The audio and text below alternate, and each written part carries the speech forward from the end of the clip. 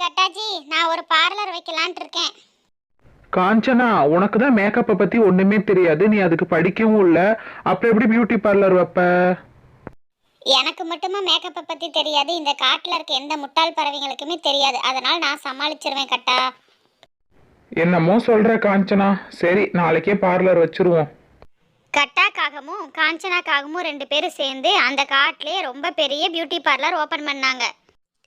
பிரியா, காஞ்சனாக்காகவும் beauty parlour open பண்ணிருக்காம்மா. காஞ்சனாக்காகவும் பியூட்டி பார்லர் ஓபன் பண்ணது அந்த காட்டுல கொஞ்சம் கொஞ்சமா எல்லா பறவைங்களுக்கும் தெரிய ஆரம்பிச்சிருச்சு.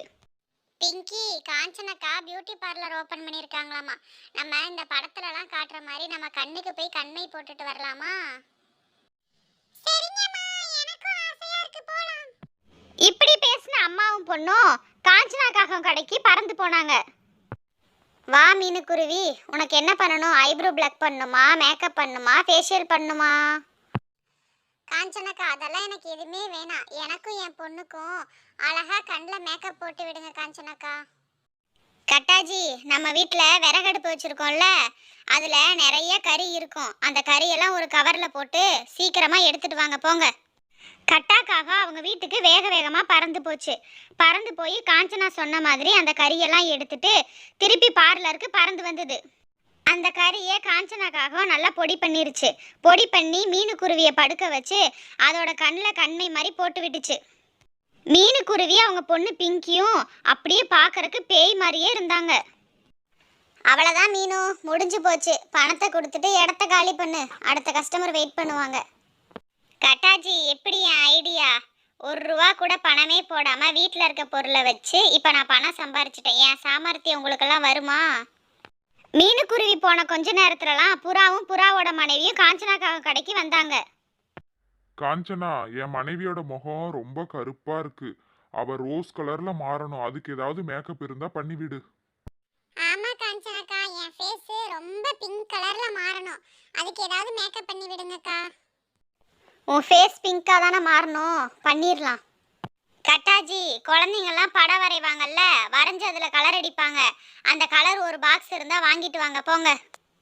கட்டாக்காகவும் வேகமாக பறந்து போய் ஒரு பாக்ஸ் கலரை வாங்கிட்டு திருப்பி பார்லருக்கு வந்தது. கட்டாவுக்கு ஒன்றுமே புரியலை. காஞ்சனாக்காக புறாவை படுக்க வச்சு அந்த ஸ்கெட்ச் எடுத்து புறாவோட முகத்தில் ஃபுல்லாக பிங்க் கலரில் அடிச்சுது. புறாவோட ஃபேஸ் ஃபுல்லாக பிங்க் கலரில் மாறிடுச்சு. என்னங்க, என் ஃபேஸ் ஃபுல்லா பிங்க் கலர்ல மாறிடுச்சு, ஓகே. ஆனா முகம் ஃபுல்லா பிசு பிசுன்னு இருக்குதுங்க, ஒரு மாதிரி இருக்கு. என்னோட பழைய ஃபேஸ் தான் எனக்கு வேணும். இப்படி பேசிட்டு புறா 2 பேரும் சோகத்திலே பறந்து போயிட்டாங்க. அந்த சமயத்துல கிளி வந்தது. காஞ்சனாக்கா, என் மூக்கு ரொம்ப மொண்ணையா இருக்கு, எனக்கு ஷார்ப்பா அழகா வேணும்க்கா. உங்களால முடியுமா? முடியுமா? வா, 5 நிமிஷத்துல பண்ணிடலாம்.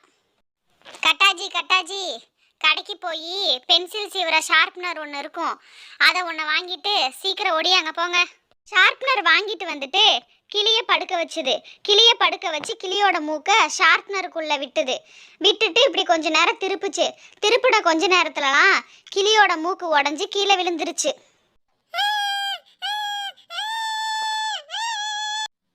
ஐயோ என் மூக்கு, என் மூக்கு, ஐயோ என் மூக்கு போச்சு. கிளி ஒரு குச்சியை எடுத்து காஞ்சனாக்காகத்தை போட்டு அடின்னு அடிச்சுது. கட்டாக்காக எனக்கு இதுக்கு சம்மந்தம் இல்லை அப்படின்னு சொல்லிட்டு வேக வேகமாக பறந்து ஓடிருச்சு. ஐயையோ, வலிக்குதே. கட்டாஜி, எங்கே ஓடுனீங்க? நீங்களும் தானே எனக்கு துணை இருந்தீங்க. வாங்க கட்டாஜி, வலிக்குது.